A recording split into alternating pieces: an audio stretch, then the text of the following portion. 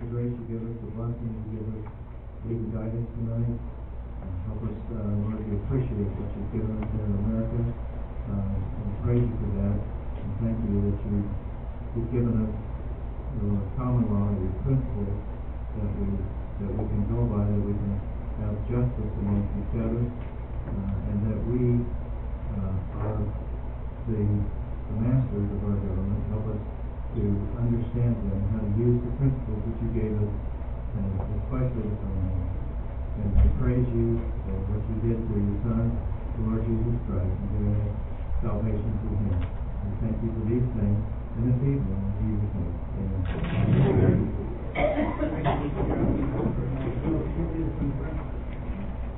Pledge allegiance to the flag of the United States of America and to the republic for which it stands, one nation, under God, indivisible, with liberty and justice for all.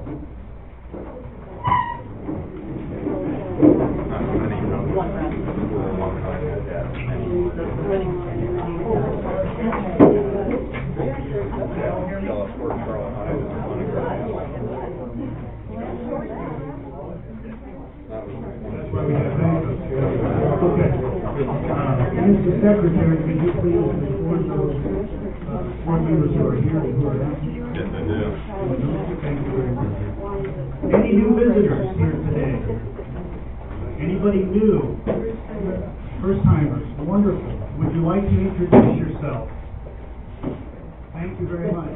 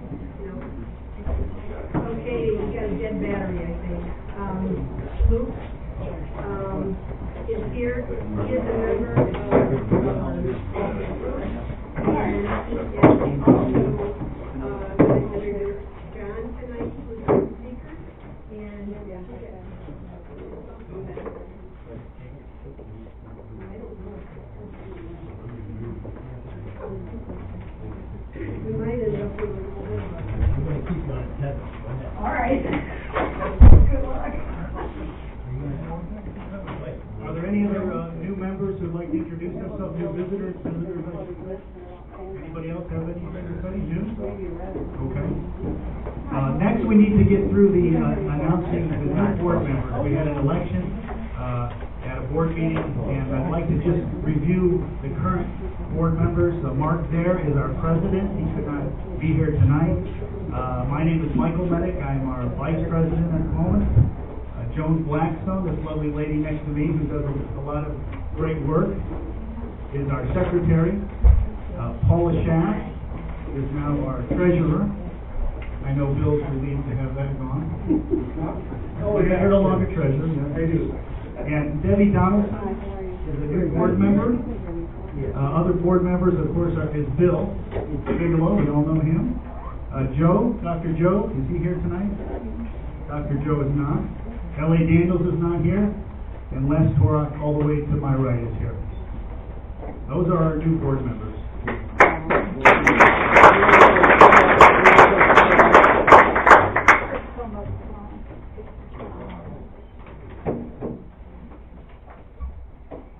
In the event that you have not signed in, we would appreciate that. If you could do that sometime while you're here or leaving, or anytime, we'd appreciate that. Next, we're going to introduce our speaker. We have somebody who wants to introduce him. Is that correct? I'll hand it over to you.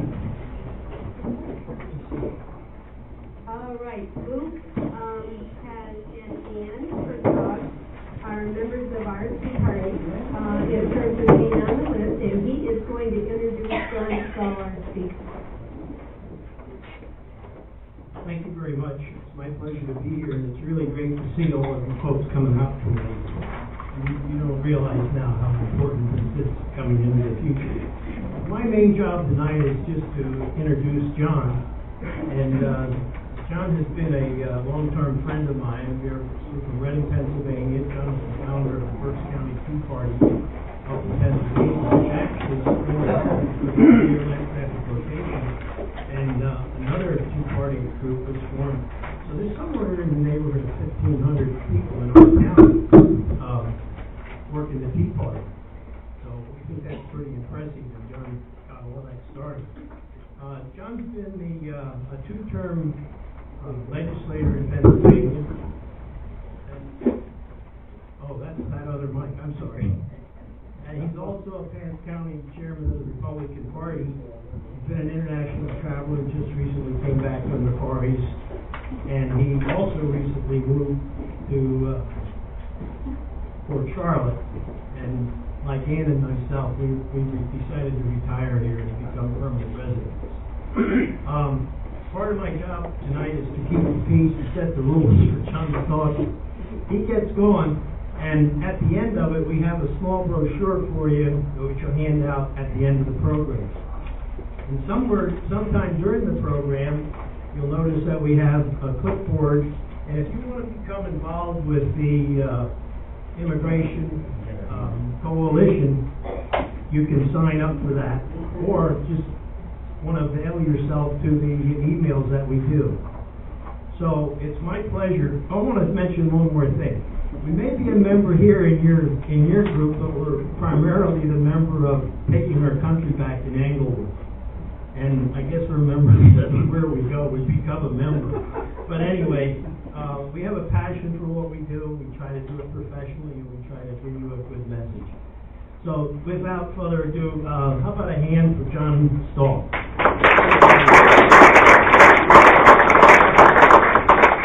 All right, thanks, Luke. Here. Okay. Everybody hear me? Yes. All right, good. I usually don't need this. When I was in the legislature, I was one of the few people that could speak without a microphone. Some people thought that was pretty cool, but most didn't. So, although I was Republican County Chairman at one time, I'm not much of a Republican today. All right.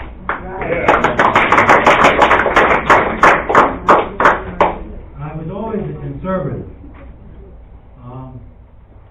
I was a conservative before I was a Republican. And I read Atlas Shrugged and Johnson Head at least twice. If you haven't read it, you should. Okay. Illegal immigration is why we're here tonight. And how it threatens the very fabric of our culture, of our politics, of our society, and our economy. All right, the first thing we're going to do is the problem. We're going to discuss the numbers, the economic impact of those numbers, the cultural and political impact of illegal immigration. Then we're going to try to come up with some solutions for you. We're going to talk about the Republican sellout and the Democratic power grabs. We're going to talk about how the Tea Party can affect this, and how the Tea Party leadership, including you and others, and the Tea Party Immigration Coalition, which is the TPIC. Now, the problem with numbers, how many illegal aliens are here? We don't know. We're going to tell you about that in a second. Other than Mexicans, according to our source in this, is immigrationcounters.com. Now, you don't have to write some of this down. I'll go over that later because you're going to get it in a brochure. Money wired to Mexico. We don't know how much this is. We don't have any idea how much this is. But $27 billion. we think that probably should have a zero, $270 billion. Money wires to Latin America should probably be in the neighborhood of about $500 billion.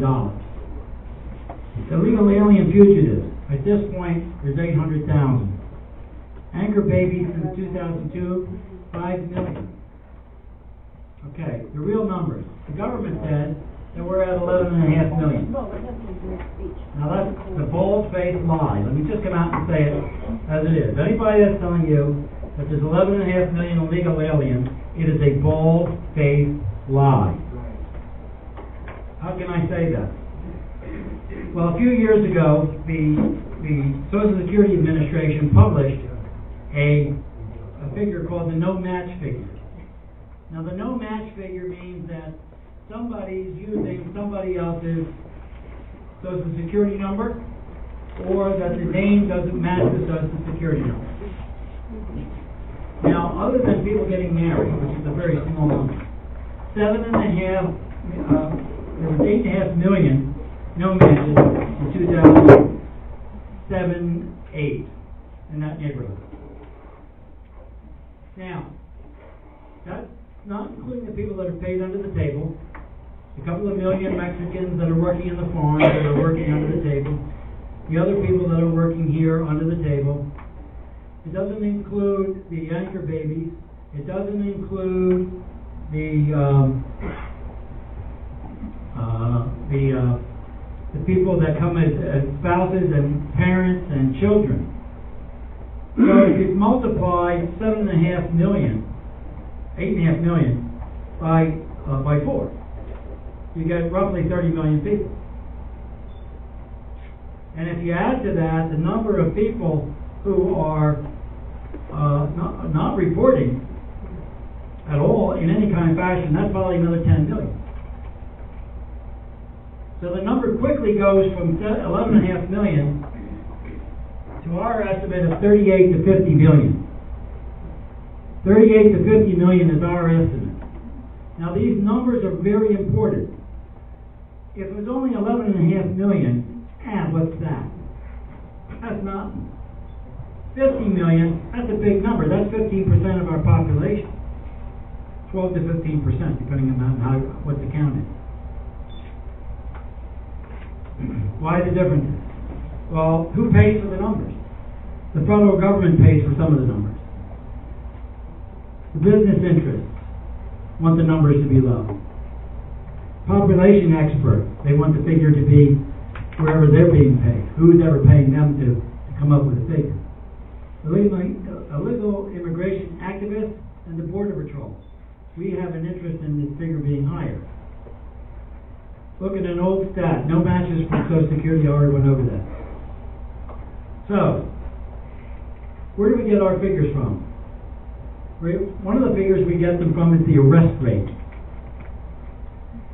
In the Tucson sector, 3%, according to the National Association of Former Border Patrol Agents, 3% arrest rate. Now, if that arrest rate were across all sectors in our southern border, that would mean that there were 13 million illegal alien invaders this year alone. 1 year. Now we think that the figure is higher in some of the other sectors. We don't have reports from all the sectors. We do have reports from some sectors. Some sectors are at 5%. Some sectors are at 10%. Now, part of the problem is what the Obama administration uses for arrest rates and turnback rates. And they're phony figures. We know that they're phony figures because the Border Patrol agents are told to count as deportees and arrest records those people they turn away. How many did you turn away today, Joe? I turned away 20. Okay, how about you, Fred? I turned away 50. Now, your bonus is dependent upon how many you turned away. I 100. That's how it works. Now, people are people. That's how they do it. We think that the figure in 2004 is between 4 and 5 million. In 2013 is between 4 and 5 million. Illegal aliens steal your jobs. Well, judging by most of the people in here, your grandchildren's jobs. Small joke. By the way, I'm going to tell you a joke. There was a German and a Japanese and an American doctor at a convention, and they were discussing which kind of people was the easiest to operate upon. The German said, the German people, all their parts are numbered. They go together just by the way of their parts are numbered. Japanese guy said, oh no, all parts are color-coded. They go together, put it that way. The American doctor said, no, it's the American politician. There's only two moving parts, the mouth and the rectum. And they're interchangeable. Okay. Illegal aliens steal your jobs, your grandchildren's jobs. What are we talking about? When we talk about jobs, first of all, we get these figures from the Bureau of Labor Statistics. Now, these figures come from 2009. 22% working in food industry. You'd think that might be actually higher. And in today's figure, it might be closer to 30%. Working in the food industry are illegal aliens. 34% in cleaning and maintenance jobs are done by illegal aliens. That's not so bad. We can maybe handle that. But here's the real numbers that should concern everyone. 25.5% nationwide in construction and extraction jobs are illegal aliens. These are jobs Americans want. These are jobs that Americans did and are still doing. 24% of factory and production jobs that just a few years ago were held by Americans. That people want and people do. It is a lie that illegal aliens are doing jobs that Americans won't do. That's right. That is a bold-faced lie, and I'm going to tell you where the lie comes from. You'll be surprised. The lie is perpetrated upon you. 4% of illegal aliens work in agriculture. Did you know that? Only 4% of legal aliens working in agriculture. Where are the jobs taken? Now these are part of the 11.5 million figure. You can probably take 3 to 4 times that. You can see Florida has 587 million. I don't know if I got Michigan on here. Michigan 82,000. Probably that figure is closer to right now to about 300,000 for Michigan. And any other states you want, let me know and I'll give you the information. The drain on our economy. According to the Congressional Budget Office, 52% of illegal alien families collect some form of welfare. Illegally. But they're getting it. 52%. Now just think of that. You see, now that's according to the Congressional Budget Office of 2007. The more recent figure is the Center for Immigration Studies. 57% collect welfare, and in some states like Florida, Texas, and some other states it's as high as 70% or more, maybe in some by now. Illegal alien families take over $10,000 per family more than they pay in taxes on average.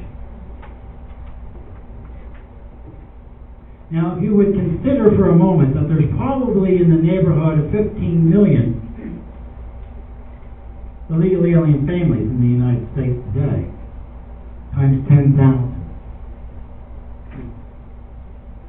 27% of the inmates in federal prisons are illegal aliens, according to the Government Accounting Office. And this is a figure which it should be on the nightly news every day. Every day. More people are killed by illegal aliens annually than in all of the Iraq War. Every year, 9,000 Americans needlessly lose their lives due to the presence of an illegal alien, according to the Government Accounting Office. Half of those, roughly, a little more than half of those are murders, a little more than half of those are things like drunk driving, and the others are outright murders. The age of sexual consent is, I'm going to go away from this so that you understand. In Mexico and Guatemala, mostly in Mexico, the age of sexual consent is 12. In some states in Mexico, it's as little as 9, 8 or 9. Because at the first menstruation, the parent has the right to sell the services for a dowry, so to speak. And that's the reason why the rape of young girls in America by Mexican nationals is among the highest category of offense by illegal aliens. Cultural impact and political impact.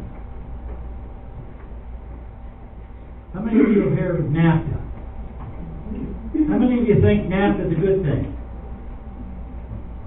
Okay, it's a really bad thing. I'm going to tell you why. It's an overly broad treaty which allowed George Bush to go to Mexico and Canada and create the Security and Prosperity Partnership. That sounds nice, doesn't it? Security and Prosperity Partnership. What it does is it does away with the United States as we know. It creates the North American Union. An international highway is being built as we speak from the Mexican border through Canada. Now, some of it's on hold because of the economy, but some of it's being built as we speak. There are a group of bureaucrats from all three countries getting together for the past 4 years to bring all of our regulations in agreement so that a North American Union can be created similar to the European Union. Now, for those of you who are Bilderberger specialists, let me just say to you, this is part of the Club of Rome plan to create a 10-zone world. One of the zones would be the North American Union. The other one is South America and Latin America, and the other, you can go look it up yourself. Part of the agreement is to have a porous border. How do we know that? Two presidents, Felipe Calderon and Vicente Fox, both said whenever we talked about seriously putting a fence up on our southern border, they talked about suing states, suing us, it really totally hell, and they both said the following words: "That's not our understanding of a porous border." So there's an unwritten agreement between the establishment and this SPP thing to not enforce immigration laws. George Bush is equally almost as bad as Barack Obama. That's right. Okay? And whoever replaces us will be the same thing. Now, there's going to be 459 Americans in 50 years. I think it's probably more like 40 years. The majority of Americans will speak Spanish by 2035. That's a bad figure there. It was 2050. In 20 years, we'll be a majority Spanish-speaking nation.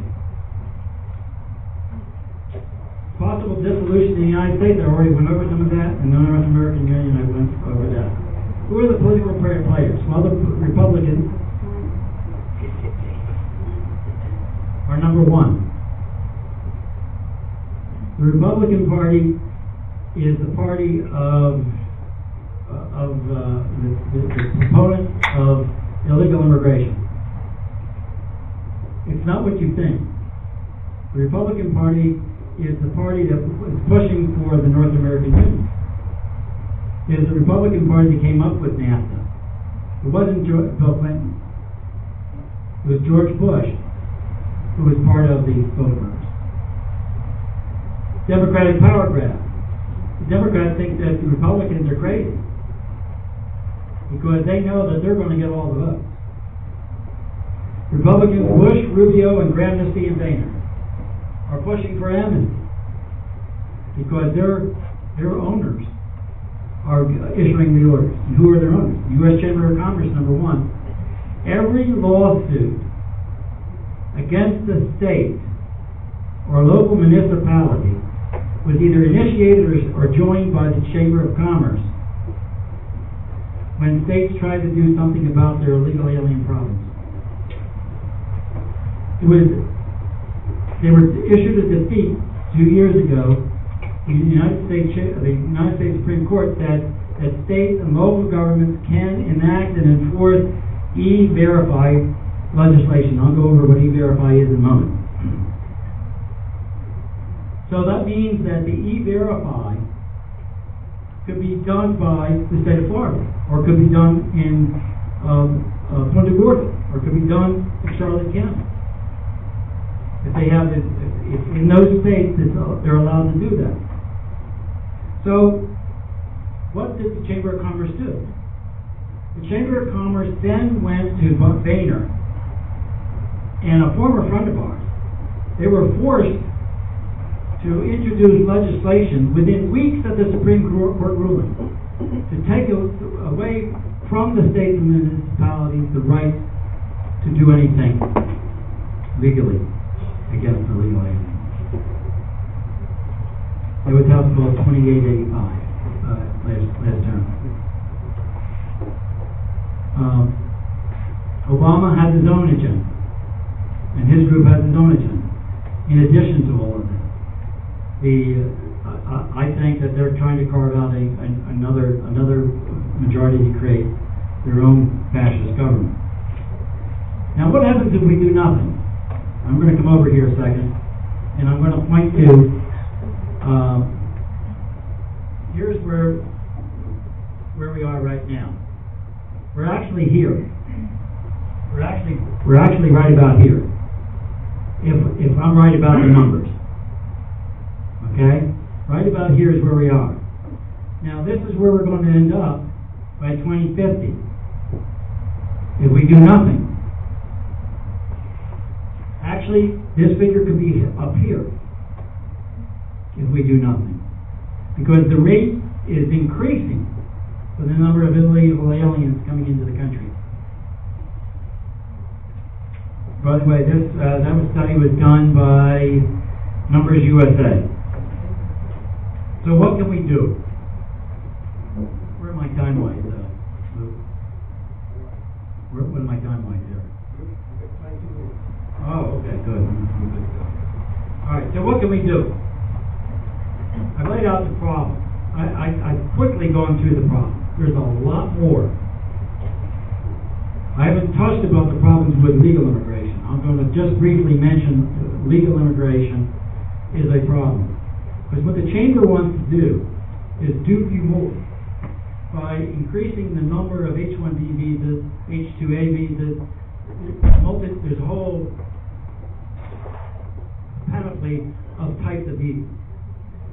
The H-1B visa was designed to bring into this country Filipino nurses.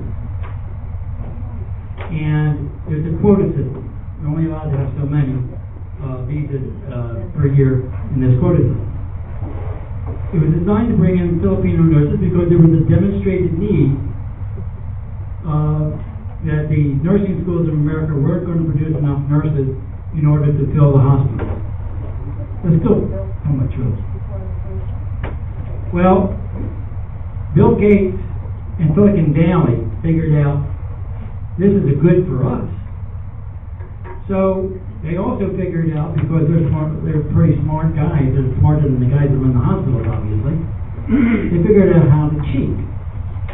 And they actually conducted courses on how to cheat and how to lie about the demonstrated need for illegal aliens, the demonstrated need for H-1B visa type people. They're highly technical. First of all, H-1B must be of a technical nature, must be a demonstrated need. Okay? So they would lie about the fact that they couldn't find any Americans to fill these jobs. Well, I don't think that's true. We know that there is probably at least 1 million people with degrees that could fill those jobs that are being taken by Silicon Valley, that have been given to aliens under the H-1B visa program. In fact, we know that the cheating has gone so far as to say that the Indians, one guy came out and said, we don't even interview Americans. We give all those jobs to our fellow countrymen of India. That's what your H-1B visa program is. I think that there's probably some need for additional agricultural workers, but as long as we have 15 to 25 million people unemployed in this country, I don't know that we need to have a whole lot more other types of visas, and we certainly don't need the illegal immigrants. So what can we do? What must we do? We must understand the problem. The values that you are here today espousing, patriotism, the belief in common law, the belief in the responsibility of being a responsible citizen, are not shared by people outside this country. In years past, they came from Germany and England and Italy and Ireland and Middle Europe. So much at a time because we could Americanize them, and we could get their children to understand what it means to be an American, and to share in our share equally in the cost and responsibility of being a good citizen. That's no longer the case. We don't require people to speak English. We have voting in Pennsylvania. The federal court came in and said in the town I'm from, Reading, Pennsylvania, which was just an industrial town, because it became a Spanish town. The federal government came in and said you had to have interpreters in every polling place. Now the law says that in order to secure citizenship, you must speak a modicum of English and be able to read a modicum of English. Now, because Puerto Rico is a state, that's the loophole through which a lot of people, it's a territory, but they're citizens. So, we have a cultural divide between Mexico and South America and the United States. It's a huge divide. It's a much bigger divide than language. It's not a racial thing. It is a cultural thing. We can't Americanize them, and they won't refuse to be Americanized. Now, in 2005, Nation's Business did a survey, and this was recently supported by some other surveys by CIS and others, that the least likely group of people to be Americanized are Hispanics. When surveyed in 2005, Hispanic Americans, well, I'm calling them Hispanic Americans, Mexican Americans, identified themselves as not Mexican Americans. After 4 generations, they identified themselves as Mexican. For whatever reason, they do not identify themselves as, I'm a German American, I'm Pennsylvania Dutch. A lot of people, Lucas, the area that we're from, a lot of people are Italian American, Irish American, or African American, or whatever. They're at least hyphenated. To a group, you go down to South Florida, where are you? I'm a Cuban. I'm not Cuban American, I'm a Cuban. Where you, 3 generations. We have, we're going on 3 generations in some areas. Where are you? I'm a Dominican. I'm a Dominican American. This is a cultural divide. The further cultural divide with Mexico is this, that most of the children in Mexico are still being taught that we stole the Western United States from them. And their president is on record as urging those people to come here to take back the land which the gringos stole from them. Now, if that's not a cultural divide that's unsustainable, I don't know what is. So we have to have a solution. We must take action on the problem, and we gotta get other people to do the same. So, what's the role of the individual in the Tea Party? It's absolutely essential that members consistently make themselves aware of the facts. To raise your level of awareness of this problem. Because this problem is bigger than the problem of your taxes. This problem is a bigger problem than the debt. It's the one that's gonna really bite you in the butt, because it is the one thing that's going to destroy what we think of as America. We could take it on the chin financially for a generation if we had to, if we're still Americans. But if we're no longer Americans, we won't take it on the chin. We'll become communists or worse. That's what will happen. And that's what is happening. There are several resources, and I'm going to this will be in that brochure that we're going to hand out to you. Solutions start with you. Doesn't start with me. It starts with you. You have to write. You have to call. You have to visit. Every level, local, state, and federal. What you can do at the local, state, and federal levels. Mandatory E-Verify. Now, E-Verify is a government program. It's actually a good government program if it's not an oxymoron. Somebody get that? Okay, thanks, Dan. So, the E-Verify is a system where you can go onto the E-Verify system yourself. Put your name in and your social security number, and you'll see the results. So an employer comes along and says, okay, I'm going to check my employees. There are a couple of companies out there that use the E-Verify system. So the employee comes along, they put the number in, and they get back a report whether that is there's a high confidence that is the right person. At that address, with that name, and that social security number, with that date of birth. We actually can go further than that, and you have the mother's maiden name, and that's